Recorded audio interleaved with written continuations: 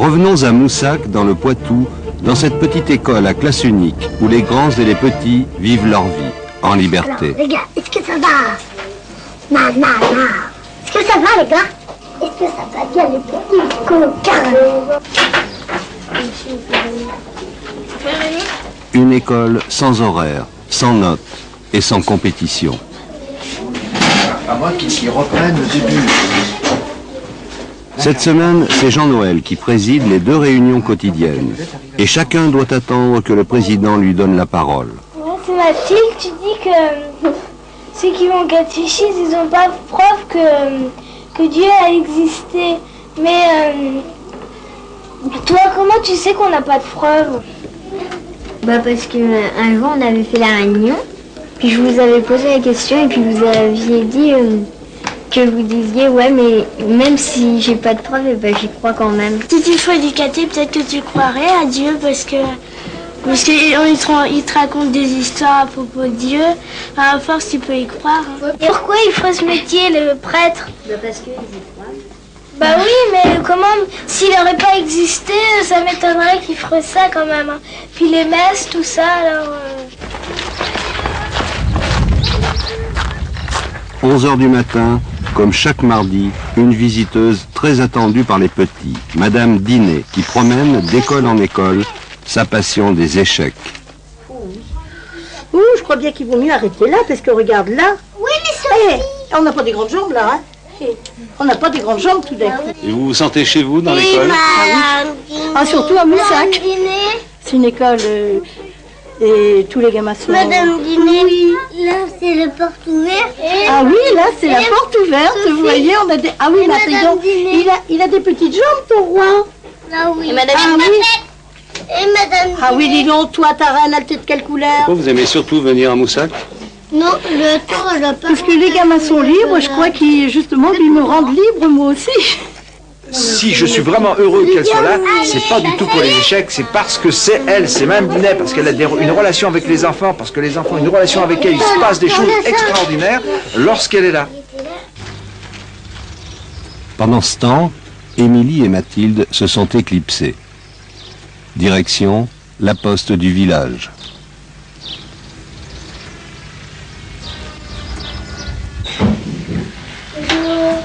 Bonjour mesdemoiselles, comment allez-vous? Alors, c'est pour vous aujourd'hui.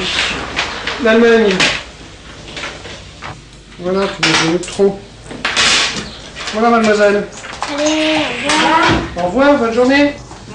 Ils viennent mettre du courrier pour tout l'étranger, l'Allemagne, la Yougoslavie, ils envoient beaucoup de courriers dans les pays étrangers, quoi. Ils s'écrivent entre les écoles. Mais si on les voit 2-3 fois la semaine, ça... Ça vous étonne plus maintenant? Ah non, c'est rentré dans les mœurs hein, maintenant. Au départ, ça fait drôle de voir les enfants venir comme ça, mais bon... Puis il faut avouer que ça fait de l'animation dans le village, à l'école. Bien.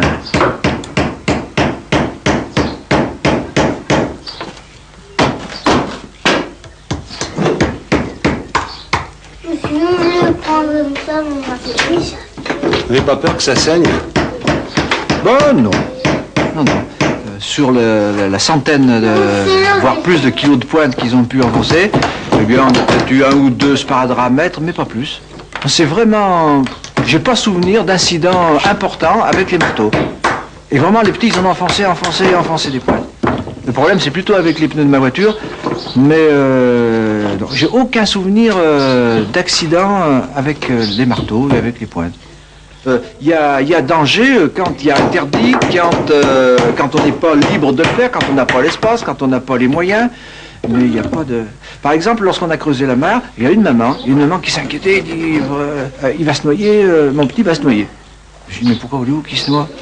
Elle me dit, il va tomber dans la mare. Je dis, on ne peut pas tomber, on ne tombe pas dans une mare, c'est impossible. Mais par contre, on peut tomber dans une mare s'il est interdit de s'en approcher, s'il y a 50 personnes autour de cette mare qui se bousculent, bref.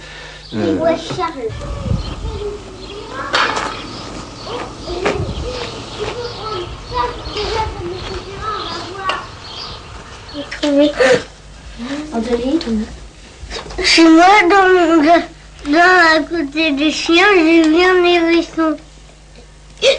à cause de l'eau. Il était écrasé ou il était mort? Il était pas mort, il était vivant. Ah, il était vivant. Il y en avait deux ou?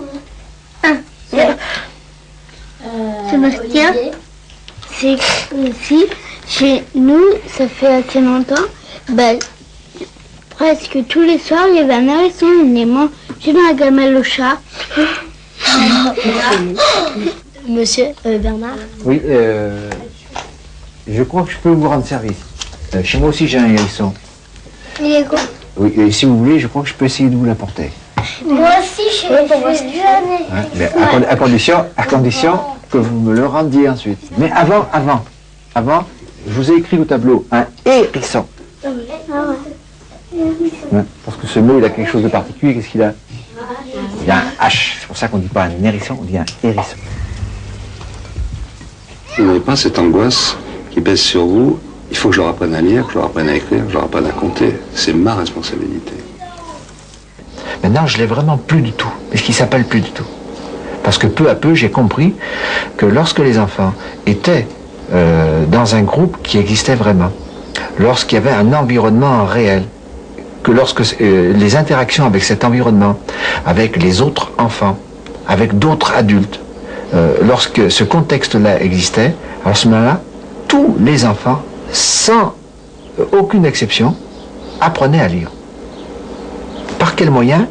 Alors là, par contre, ça c'est autre chose. Mais c'est pas tellement mon problème. Le problème du jardinier, c'est pas de savoir comment les plantes, elles deviennent hautes, bonnes et fortes. Son problème, lui, c'est de les mettre aux bons endroits.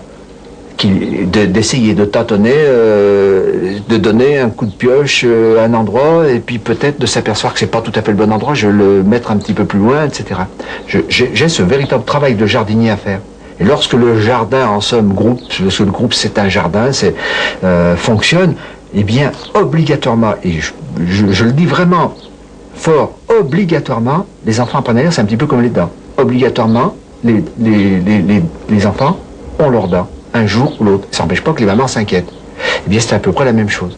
On a la responsabilité de ne pas les empêcher d'apprendre à lire. Profiter du beau temps. Gilbert. Du mur des contre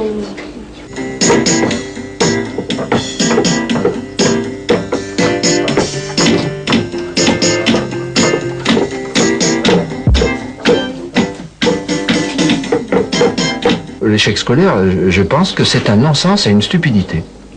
Parce que ce qui est en échec, c'est pas l'enfant. L'enfant, il est en échec, c'est l'école qui est en échec. C'est l'enseignant qui est en échec. Ils sont en échec par rapport aux résultats qu'ils veulent obtenir. Parce que que l'enfant sache lire, normalement, c'est l'objectif de l'enfant. Mais comme cet objectif, c'est celui de l'école, celui des parents, celui de la société, qui voudrait que l'enfant il sache lire exactement à tel âge et de telle façon. Si l'enfant n'y arrive pas, il y a échec scolaire. Il n'y a pas échec scolaire de l'enfant. Il y a échec scolaire de l'institution, de l'enseignant, mais pas de l'enfant. Ce que tu fais, tu prends tes toutes petites graines entre le pouce et l'index, c'est comme ça, et puis tu fais tourner tes doigts. Là où elle l'a marqué. Voilà. Parce que le radis, tu vas le tourner, quand tu lèves, quand tu pousses un petit peu, tu peux pouvoir mettre de la paille. Si c'était pas de l'école, je pense que les problèmes qu'on a, enfin comme ont beaucoup de gens par rapport au travail, auraient fait qu'on serait déjà parti. Hein, on aurait sûrement évolué, je sais pas où. Enfin, Vous restez à cause de l'école. Non, pas à cause. Pour l'école.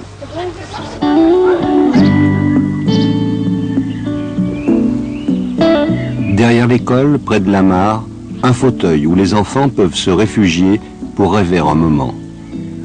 La libellule vole comme un hélicoptère. Elle se pose sur une feuille et se laisse mourir. Une autre libellule s'envole et fait le tour de la mare. Bientôt, pour Mathilde aussi, ce sera le temps de l'envol, vers le collège. Loin de Moussac et de ses libellules, loin de l'enfance.